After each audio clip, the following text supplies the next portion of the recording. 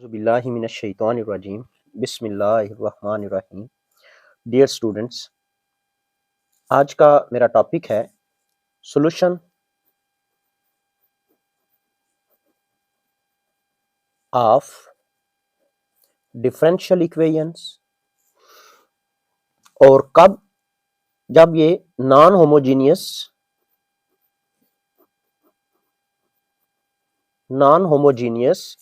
Linear equation होगी। Non homogeneous linear equation इस तरह की इक्वेशन होगी कि जिसमें यहां पर F of D into Y is equal to capital F of X. तो इसमें यहां पर एफ ऑफ एक्स जो मेरे पास होगा और जो इससे सॉल्यूशन आएगा इसको बोलेंगे पार्टिकुलर इंटेग्रल।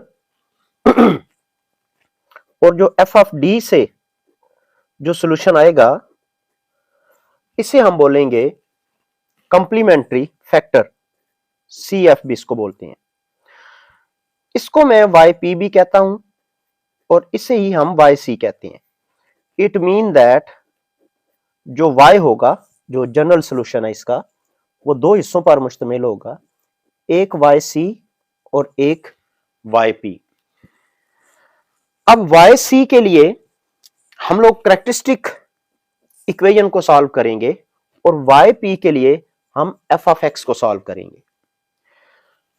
आज और नेक्स्ट जो मेरे 5-7 लेक्चर्स होंगे उनके अंदर जो f ऑफ x होगा वो 3 टाइप का हो सकता है। एक exponential form e power ax, दूसरी ट्रिग्नोमेट्रिक और उनमें स्पेशली साइन ax और cos ax, और तीसरी पॉलिनोमियल। पॉलिनोमियल हमारे पास पॉलिनोमियल, इन 3 केसेस को ही हम डिस्कस करेंगे इस एक्सरसाइज के अंदर 10.2 के अंदर। तो देखें, इसको सीखने के लिए आपको हमारे सारे लेक्चर्स जो पीछे मेरे गुजर चुके हैं 10.1 के, उनको भी सुनना होगा और उसके बाद फिर 10.2 के 2 लेक्चर गुजर चुके हैं उनको भी आपने देखना है। फिर इंशाल्लाह आप non homogeneous linear differential equations का सॉल्यूशन अच्छी तरह से समझ जाएंगे। देखिए, जो मेरे पास आज की टाइप है वो है एक्सपोनेंशियल। एफ ऑफ एक्स की जगह पर एक्सपोनेंशियल फंक्शन आया हुआ है मेरे पास। बहरहाल हम इसका सॉल्यूशन शुरू करते हैं। तो उसके लिए मैं सबसे पहले कैरेक्टरिस्टिक इक्वेशन को लिखूंगा।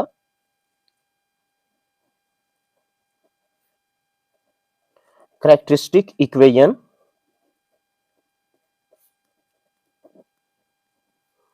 अब कैरेक्टरिस्टिक इक्वेशन जो एफ ऑफ डी होता है उसको 0 रखें तो उसे हम बोलते हैं कैरेक्टरिस्टिक इक्वेशन। अब यहां पर कैरेक्टरिस्टिक इक्वेशन में आ जाता है मेरे पास d square minus 3d plus 2 is equal to 0।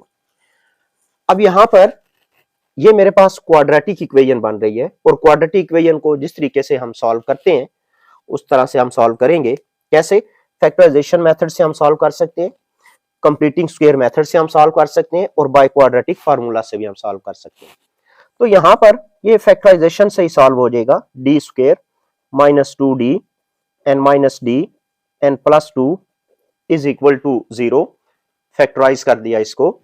तो यहां से अगर d कॉमन लें तो ये बनता है d माइनस 2 एंड माइनस यहां से 1 कॉमन लें तो ये बनता है d माइनस 2 इक्वल्स टू 0।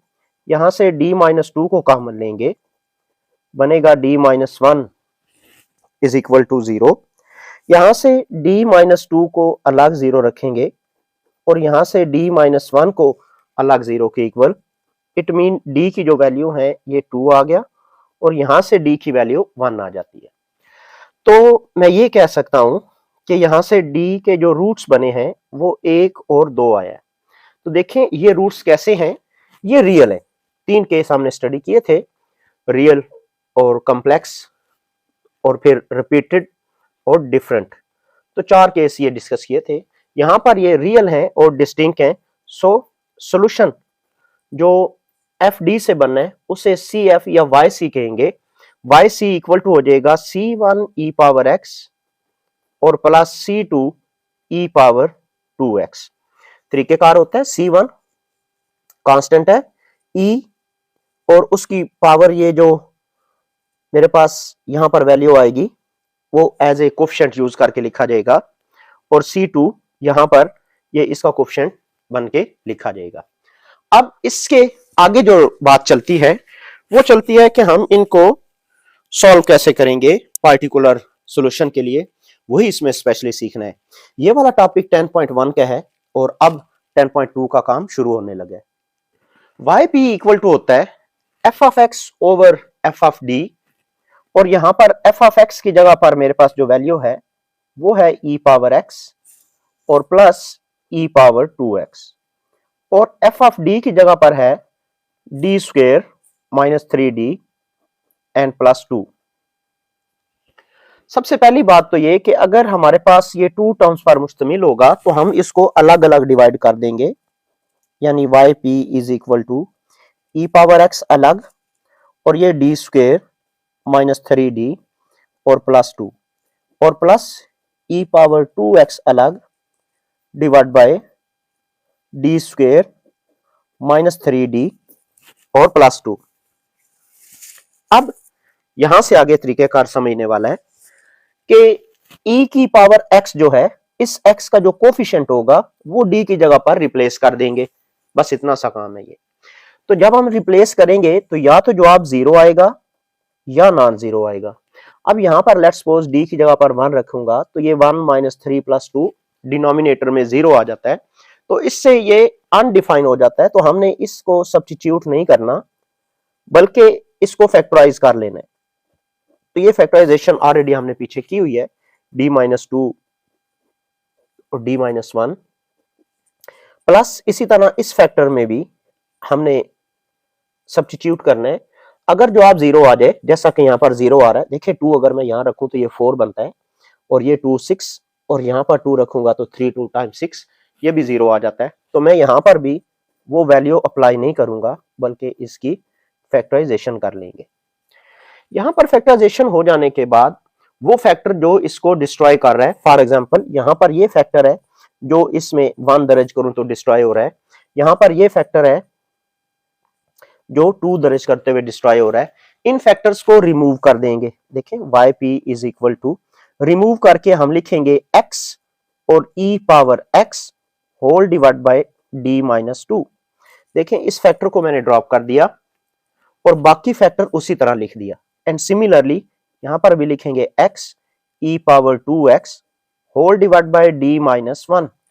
यहां d माइनस 2 की जगह पर अगर कीमत रखते तो जवाब 0 हो जाना था। इस 0 को हमने, इस फैक्टर को हम ड्रॉप करेंगे और उसकी जगह पर हम लिखेंगे x।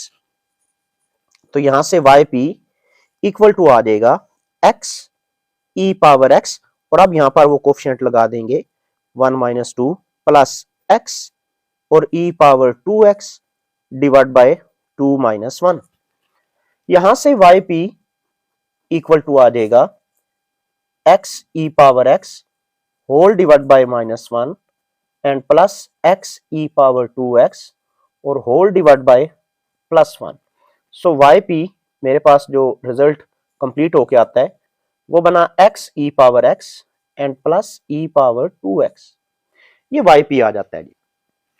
तो हम लिखेंगे वी नो दैट, हमें पता है y जो है दैट इज जनरल सॉल्यूशन, ये इक्वल टू है जी yp या yc प्लस yp। सो मैं यहां पर वो वैल्यू सब्स्टिट्यूट कर दूंगा। yc की वैल्यू हमने बनाई थी c1 e पावर x और plus c2 e power 2x and plus yp की वैल्यू हमने बनाई है जी x e power 2x and minus x e power x। ये मेरे पास इसका रिजल्ट आ जाता है, और दैट वाज क्वेश्चन नंबर 2। इसके अंदर हमने non homogeneous linear differential equations को हमने सॉल्व किया है, और इसमें जो मेरे पास राइट साइड पे यानी एफ ऑफ एक्स था वो एक्सपोनेंशियल फंक्शन था। इंशाल्लाह नेक्स्ट लेक्चर में क्वेश्चन नंबर 3 को सॉल्व करेंगे। तब तक के लिए जी अल्लाह हाफिज, अस्सलामु अलैकुम व रहमतुल्लाहि व बरकातुहू।